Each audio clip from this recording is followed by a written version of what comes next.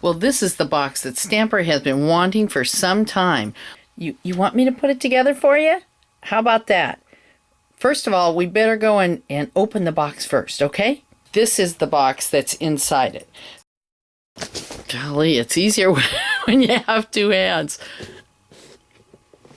Stamper, why don't you go and give me a hand and open it up?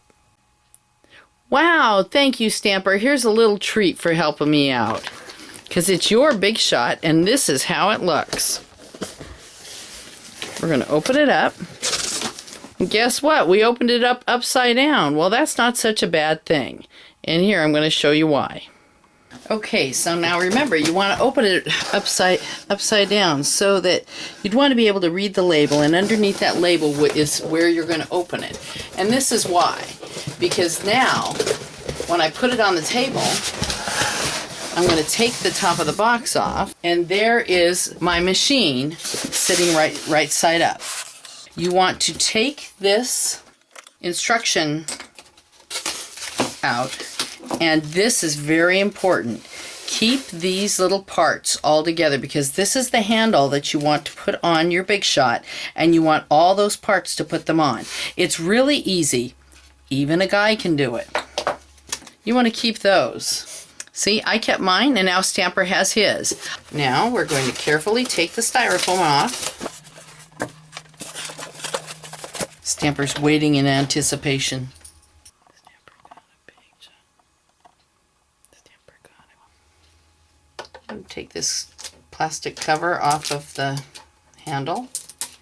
You want to be careful when you do this because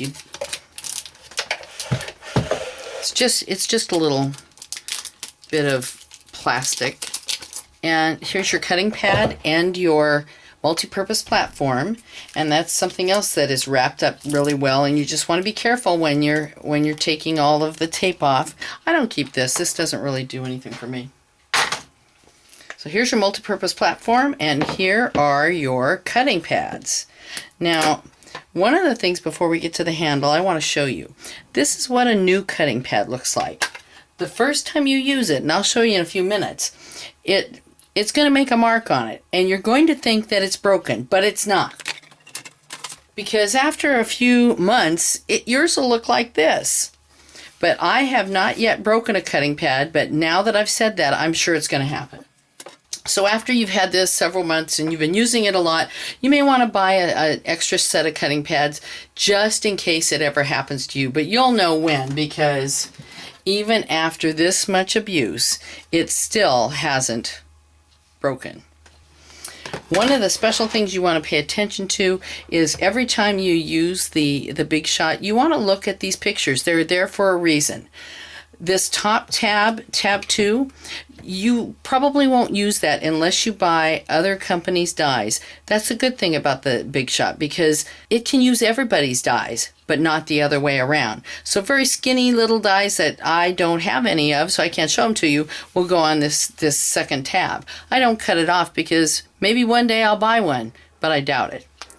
Then here it shows you exactly how your sandwiches are made to make textures and to use the embosslets, the sizzlets, and then here this is the base part of the pad, and you're going to use that sometimes too, or the platform. So keep that in a safe place.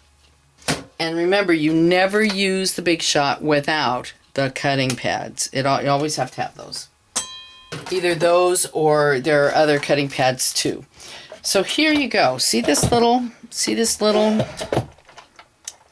thing here? It says right on it, remove and discard. So there it went. Here's your handle. And here's the little parts to put your handle on with. I'm going to show you that real stampers do read directions. There's a picture right on here on how to put the handle on, and we're going to do that. So it says to put the handle here, and then here's a washer. It's this little circle here. I think it's going to be easier if I put this And then I'm going to put, this is a hex screw. It's the only screw that's in there. I'm going to put that in, and I'm going to start it a little bit. Sorry, you can't see that. So we've got the screw, the washer, the handle went in first. And then all you're going to do is stick the hex screw. I don't know what they call these things because I don't work with tools. So see, look at it rolls well. It's just a, you don't want it in there really tight because you want to be able to turn it really easily. Here's the little end cap that makes it nice and snug, and so that so it looks pretty from the outside. And now let's go and show you how the dies work. First of all, for these big ones, the Biggs dies, the Biggs XL dies, you don't need to have the multi-purpose platform. I'm going to put one cutting pad down. I'm going to make a card for Stamper to give to the UPS guy who brings all of our orders.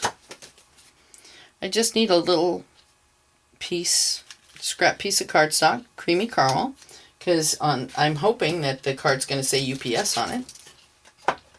I like to put these through so that they're even across here. And then just roll it through. And oh my goodness, see what I told you about? It's marked where all of the letters on this die were. Now here's something fun. If you're going to be using, and by the way, there's my little S for UPS. If you're going to be using your Big Shot for a lot of nonstop projects like it, let's say that you were going to be become a Stampin' Up! Demonstrator and you were going to be having a lot of people use your Big Shot, and a lot of people use my Big Shot, and then they end up having their own. So anyway, one of the things I like, a practice I like to get into, I call it flip and slide. It's so that, see this top pad here, I'm going to flip this one back, and then I'm going to put this die on again, and I'm just going to put a little piece over the top. So I flip this first one, and now I'm going to slide this next one. And the reason I do that with the cutting pads is so that that's always rotating them, so that they always so they don't get warped. Because if you're putting this much pressure on the plastic, you don't want it to be going through the same way all the time because they could warp. So I try to flip and then slide. I would slide the last one. And that way you're always turning them differently and they're never the same. Place it on there. Now remember, I'm going to slide this. Put it through. You know, I never was a die cut person, but now Stamper had to have one. And there's my U. How quick is that? The beautiful thing about the Big Shot is just because you're thinking that you're going to make one thing with it doesn't mean that it has to look the same all the time. Because my special accounts manager from Stampin' Up! Made me this beautiful tag and attached to a small gift when I went to convention last year. This same flower is one of the flowers to make this beautiful fabric flower brooch. So isn't it amazing that you can use the one thing several times? You can make cards that are just a little bit crazy, or you can make cards that are much more elegant. Same machine, different uses. And the same die to make this beautiful glittery Happy Valentine's Day card last year made this for the same die made this version. We also did the dry embossing here. And this top note die that made the other card makes this. And all we do is flip this out. Oh my goodness. Happy shopping day to me. Talk to me about how you can get one of these. You need some Big Shot help? I'm here for you. And guess what? So's the dog.